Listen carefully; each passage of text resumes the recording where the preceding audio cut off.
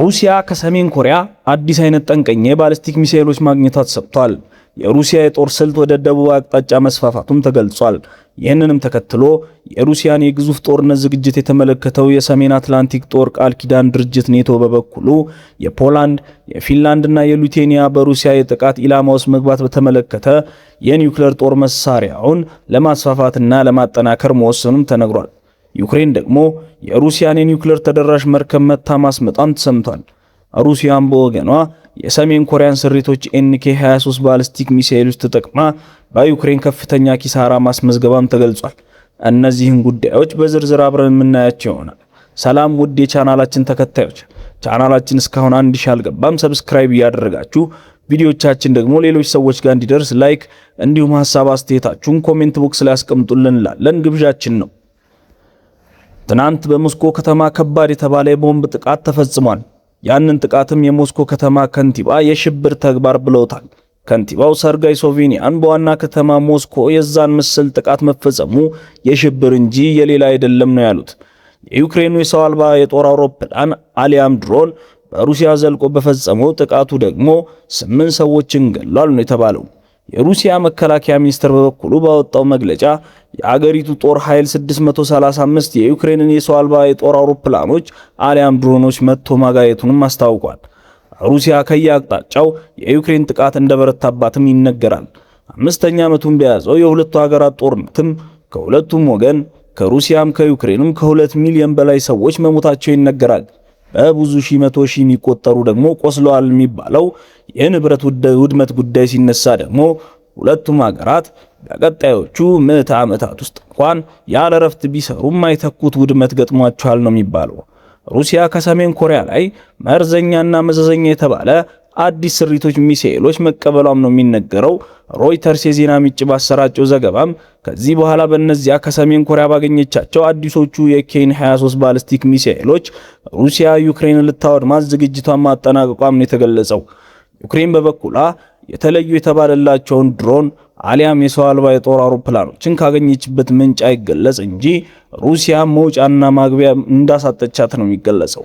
ሰሜን ኮሪያ የጦር መሳሪያ ቢሉ የወታደሮቿን ድጋፍ የሰጠቻት ሩሲያ በዩክሬን ጥቃቷን ማጠናከሯ ሲነገር፣ ሰሜን ኮሪያ ደግሞ የዚያ ምዕራባውያንን የጦር ጥምረትና ዘአትላንቲክ ትሪቲ ኦርጋናይዜሽን አሊያም የሰሜን አትላንቲክ ጦር ቃል ኪዳን ድርጅት አሊያም ደግሞ በአጭሩ ኔቶ የጦር ዝግጅት አድማሱን እያስፋፋ ነው ስትል በሰፊው ትከሳለች።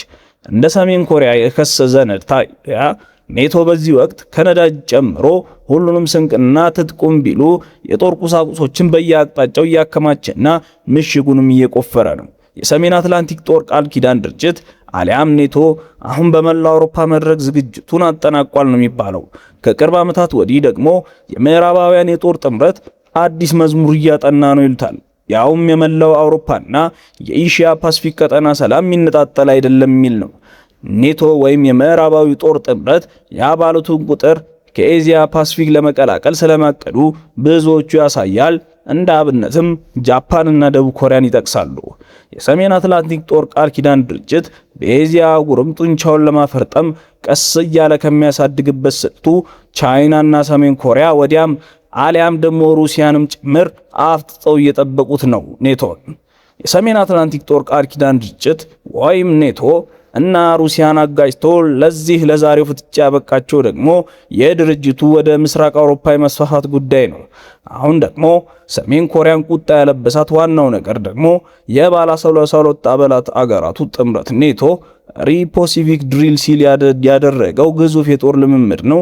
ከዚያ የጦር ልምምድ ወዲህም የዚያ የኤዚያ ፓሲፊክ ግዙፍ የጦር አውድማ ይሆናል የሚል ስጋት ገዝፎ እየተነገረበት ነው ሲል የአናዶል ዘገባ ይተነትናል። በምስራቁ በኩል ደግሞ የተከፈሉት ቻይና፣ ሩሲያ፣ ኢራን እና ሰሜን ኮሪያም ግዙፍና ጠንካራ የሚባል የወረራ ስልት ቀምረዋል ይሏቸዋል እንጂ በምስራቅ ጎራ የቆሙት ሀገራት እና መንግስታት የሰሜን አትላንቲክ ጦር ቃል ኪዳን ድርጅት የኔቶን አምሳያን እንኳን አይደሉም ነው የተባለው። አሜሪካ ጦር ኃይል ጡረተኛው ጀነራል ሪል አድሚራል ማርክ ሞንቴጎመሪ ከፎክስ ኒውስ ጋር በነበራቸው ሰፊ ቃለ ምልልስ ዩክሬን በዚህ ዘመን የምትዋጋው ከሩሲያ ጋር ብቻ አይደለም ከቻይና ከኢራንና ከሰሜን ኮሪያም ጋር ነው ሲሉ ነው ያብራሩት። እንደ ሞንቲጎሜሪ ሰፊ ማብራሪያ ታዲያ ሰሜን ኮሪያ ለሩሲያ የጥይት የጦር መሳሪያና የወታደር እንዲሁም ኢራን ደግሞ የድሮን አሊያም የሰው አልባ የጦር አውሮፕላኖችና የማምረቻ ፋብሪካም ሳይቀር ገንብታላታለች ነው ያሉት። ቻይናም ብትሆን የምጣኔ ሀብት ድጋፍና የቴክኖሎጂ ድጋፏን በገፍ ሰጥተዋታል ነው ያሉት። እነዚያ ሶስቱ ሀገራት ባሊስቲክ የክሩዝ እና የሃይፐርሶኒክ ሚሳኤሎቻቸውን ለሩሲያ በሚስጥር ሰጥተዋታልም ነው የሚባለው። ሩሲያ የያዘችው ግዙፍ ጦርነት ወደ ደቡባዊ አቅጣጫ መስፋፋቱም ነው ሰሞኑን የወጣው መረጃ የሚያሳየው።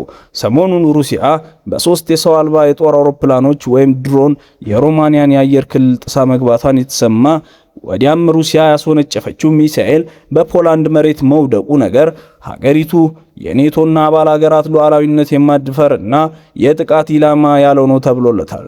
በዚህ ሮማኒያን የአየር ክልል በጣሰችበት የሰው አልባ የጦር አውሮፕላን አሊያም የድሮን ስሌቷ የተጠቀመቻቸው የኢራን ስሪቶችን የሻሂድ አይነቶችን ነው ይባላል። ሩሲያ በዚህ እየተገደደ ባለው የአውሮፓውያን 2026 ዘመን ብቻ የሰሜን አትላንቲክ ጦር ቃል ኪዳን ድርጅት የኔቶን አባል ሀገራት የአየር ክልል ጥሰው የገቡት የሰው አልባ የጦር አውሮፕላኖች ቁጥር 18 መድረሱ ነው የሚነገረው። ሩሲያ በዩክሬን ላይ ወረራ ካወጀችበት ጊዜ አውሮፓውያን 2022 ጀምሮ ደግሞ የሰሜን አትላንቲክ ጦር ቃል ኪዳን ድርጅት አሊያም የኔቶ አየር ክልል ጥሰው የገቡት የሰው አልባ የጦር አውሮፕላኖች አሊያም ድሮኖች ቁጥር 33 ነው የሚባለው። የሮማኒያው ፕሬዝዳንት ኔክሳርደን በሰጡት ማብራሪያ የሩሲያ ፌዴሬሽን በሮማኒያ የአየር ክልል የሚፈጸመው ጥሰት ሊታገሱት የማይቻል ነው ሲሉም አውግዘውታል። ሩሲያ ብዙ ጊዜ በሰው አልባ የጦር አውሮፕላኖች ላይ በድሮን አሰሳዋ የሰሜናዊና የማዕከላዊ አውሮፓን ለማጥቃት ማቀዷን ዘልቀው ያሳዩበታል። የሰሜን አትላንቲክ ጦር ቃል ኪዳን ድርጅት የኔቶ ዋና ጸሐፊ ማርክ ሩተንበርግ በበኩላቸው በሰጡት ማብራሪያ የሩሲያ ሚሳኤል ፖላንድን መቷታል፣ ዝግጅታችንን እናጠናክራለን ሲሉም አስታውሰዋል። ሩተንበርግ በዚሁ ጉዳይ ከፖላንዱ ጠቅላይ ሚኒስትር ዶናልድ ታስክ ጋር በስልክ ለረጅም ጊዜ መምከራቸው ነው የተሰማው። ጉዳዩ በሩሲያ ዘንድ ግን የአውሮፓውያን የትኛውም የሰሜን አትላንቲክ ጦር ቃል ኪዳን ድርጅት አሊያም ኔቶ ሁሉንም አይነት የጦር መሳሪያውን ለመስጠት መዘጋጀቱን ነው የገለጸው። በፖላንድ በፊንላንድና በሊቱዌኒያ የኒውክሌር ጦር መሳሪያውን ማስፋፋቱን ተነግሯል። አሜሪካ በዋናነት በድፍን የአውሮፓ ቀጠና ይጠመድ ዘንድ አውሮፓውያን አበክረው መሻታቸውን ነው የተገለጸው። እነዚያ ሶስቱ ሀገራት ከሩሲያ የከባድ ጥቃት ኢላማዎች መሆናቸው ሲገለጽ ይነበባል። በአሜሪካ የኒውክሌር ጦር መሳሪያ ጠበብቶች ሮበርት ፒተርስ እንዳሉት አሜሪካ ምናልባትም የኒውክሌር ጦር መሳሪያውን በመላው አውሮፓ በሚቀጥሉት 24 ወራት ልታሰፍርና ልታጠም ትችላለች ነው ያሉት። በሩሲያና በዩክሬን መካከል አምስተኛ ዓመቱን በያዘው ግዙፍ ጦርነት ያልተነካካ የዛ ቀጠና ሀገር አለ ለማለት ይቸገራል ነው የሚባለው። ዩክሬን ሰሞኑን የሩሲያና የኒውክሌር ጦር መሳሪያ ቁሳቁስ የጫነች ናች የተባለች አንዲትም መርከብ ማስመጧ ተሰምቷል። ያቺ የሰመጠችዋ መርከብ ከ13000 ቶን በላይ ክብደት እንዳላትም የተገለጸው የመርከቢቷ ርዝመትም ቢሆን ከ466 ጫማ በላይ ነው። በጥቁሩ ባህር እንደሰመጠች ከተነገረላት የሩሲያ መርከብ ላይ የነበሩት 17 ሰዎች በሰላም መትረፋቸው ነው የተሰማው። የሮስቱ ዋና ኃላፊ አሌክሲስ ሊካቼቭ በሰጡት ማብራሪያ የ10 ሚሊዮን ፓውንድ ዋጋ ያላት የሩሲያ መርከብ ጭና የነበረው የኒውክሌር ጦር መሳሪያ ቁሳቁስ ሳይሆን የንግድ ቁሳቁስ መሆኑን የገለጹት ሰውየው በማብራሪያቸው የዚህ አይነቱ ጥቃት የባህር ላይ ሌብነትና ዝርፊያ ነው ሲሉም የገለጸው ይሰጡታል። ሩሲያ በመርከቧ ላይ ለተፈጸመባት የዚያም መሰሉ ጥቃት የበቀል ምላሿን ለመስጠት መዛት መፈከሯን የተሰማው። በዩክሬን ጥቃት የሰመጠችው የሩሲያ መርከብ መጠሪያ ስያሜዋ ያኒ ሲሆንም መነሻዋም በስዊዝ ኢንኮሬጅ ሆኖ ጉዞና መዳረሻዋ ደግሞ የነበረው ወደ ስዊዝ ካናል እንደነበረ ሊካቼቭ አስታውቀዋል። የዩክሬኑ ፕሬዝዳንት ቭላዲሚር ዜሌንስኪም ወጡን እና ምዕራባውያን መንግስታት ለሀገራቸው ተጨማሪ አየርና የሚሳኤል መከላከያዎችን ይሰጧት ዘንድ ተማጽነዋል። የዩክሬኗ ርዕሰ ከተማ ኪየቭ አሁንም በሩሲያ የቦምብ ጣይ አውሮፕላኖች ክፉኛ ተደብድባለች።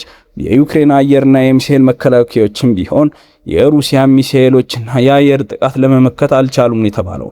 በአንጻሩ ደግሞ የዩክሬን የሰው አልባ የጦር አውሮፕላኖች አሊያም ድሮኖች በሩሲያ ውስጠኛ ክፍል እንደ ሩዝ ውስጥ ኮብራ እባብ አየሩ ላይ በለሆሳስ እየተስለከለኩ ገብተው የሩሲያን የነዳጅ ጫኝ ዘይት ማውጫ ማጠራቀሚያና ማጣሪያ ስፍራዎችን ክፉኛ መተዋታል ነው የተባለው።